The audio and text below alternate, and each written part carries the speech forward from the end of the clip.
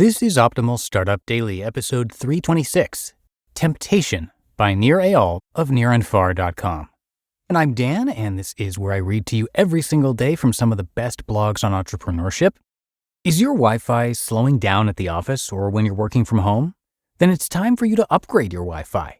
Netgear's business Wi-Fi 6 products, like their Orbi Pro Mesh systems and Wi-Fi 6 access points, represent the latest in Wi-Fi technology. The world runs on Wi-Fi. With Netgear Wi-Fi 6 business solutions, you get the very best Wi-Fi performance, security, and coverage to keep you connected, whether you're at the office, working from home, or on the go. Visit netgear.com/business and use code OPTIMAL10 at checkout to save 10%. And today's post is from Nir Eyal, and we're going to get to that right now as we optimize your life. Temptation by Nir Eyal of NirAndFar.com. How do products tempt us? What makes them so alluring? It is easy to assume we crave delicious food or impulsively check email because we find pleasure in the activity, but pleasure is just half the story. Temptation is more than just the promise of reward. Recent advances in neuroscience allow us to peer into the brain, providing a greater understanding of what makes us want. In 2011, Sriram Chelapan, an assistant professor of computer science at Missouri University of Science and Technology, gained unheard-of access to sensitive information about the way undergraduates were using the internet. His study tracked students on campus as they browsed the web. Chelapan was looking for patterns, which not only revealed what students were doing online, but provided clues about who they were. "We believe that your pattern of internet use says something about you," Chelapan wrote in the New York Times. Quote, "Specifically, our research suggests it can offer clues to your mental well-being," end quote. Chelapan concluded that there was, in fact, predictive power in the data. He found students with early signs of clinical depression used the internet differently, and he could identify students most likely to face mental health issues simply by looking at how they clicked. Chelapan wrote, quote, "We identified several features of internet usage that correlated with depression. For example, participants with depressive symptoms tended to engage in very high email usage," end quote. Chelapan developed the technology in hopes of creating an early warning system to identify struggling students. But his study raised another question. Why do people with depression check email more? Alleviating pain. The answer may provide clues about why all of us use the products and services we do in our everyday lives.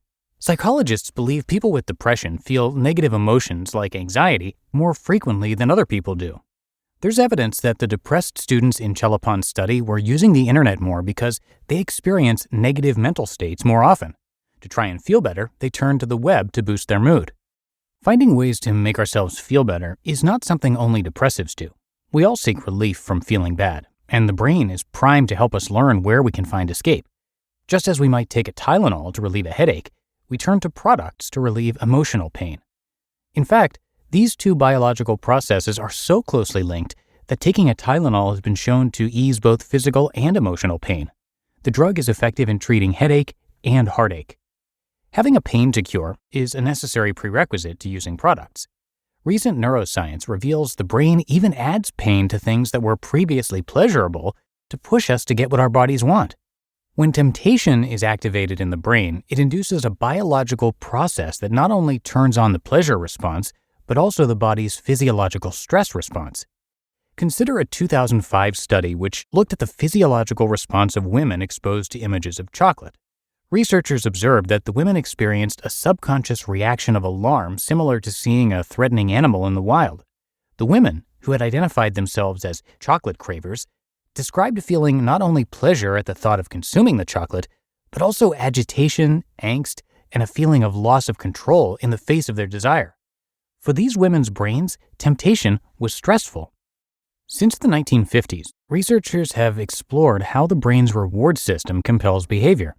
Our understanding of the complex circuitry shows that pleasure and pain work together. Once the brain learns something good is about to happen, it induces a craving we feel as stress. The fastest relief from this discomfort is to get what we want. Exaggeration and fear. Companies, of course, are masters of temptation. If marketing is defined as the process of communicating the value of a product or service to customers, then implicit in this practice is accentuating the positive aspects of what's being sold. This technique is used not only in hawking goods, but is also found in nature. Animals have been tricking each other by accentuating desirable traits for millennia. The process is called supernormal stimuli, and it is a key to enticing action by creating the stress of desire. Another way products induce intense desire is through a certain kind of fear, particularly our innate need to have as much as the next person. The phenomenon is exhibited with a simple experiment conducted by Franz de Waal, a primatologist at Emory University. In the study, de Waal rewarded 2 capuchin monkeys with a cucumber when they completed a simple task, in this case, handing a rock to the researcher. When both monkeys were given the same reward, they completed the task as prescribed. But when the researcher gave one monkey a grape while offering the other the standard cucumber, the results were very different. The stiffed monkey, who was perfectly content just seconds before with his cucumber, began shrieking and baring his teeth, thrashing in his cage, and pounding on the table to show his anger. Known in the vernacular as FOMO, or fear of missing out, marketers utilize this inborn trigger to incite pain akin to what the capuchin monkey felt in de Waal's cage. Marketers tasked with increasing consumption of their company's products have a difficult job. They're often charged with manufacturing desire. To do that, they need to find the customer's problem, their pain, in order to alleviate it. Without the biological basis spurring our desire, there would be no sales. So, marketers must at least accentuate, if not induce, a level of discomfort to make us crave their wares. Like in the undergraduates in Chelopin's study exhibiting signs of depression, we all seek to escape feeling bad.